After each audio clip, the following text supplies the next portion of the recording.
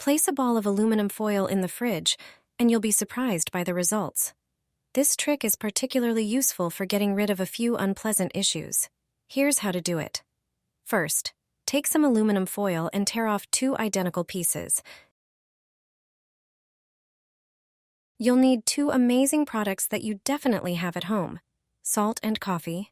Put a tablespoon of each product onto the foil and gently mix them together. Now, wrap the aluminum foil with the mixture inside into a ball. Do the same with the second piece of foil. Once you have the balls well formed, take a toothpick and make holes in them. This step is crucial. After you've done everything, place the aluminum balls in the fridge. Finally, let me tell you what they're for. Very often, various smells come from the food stored in the fridge.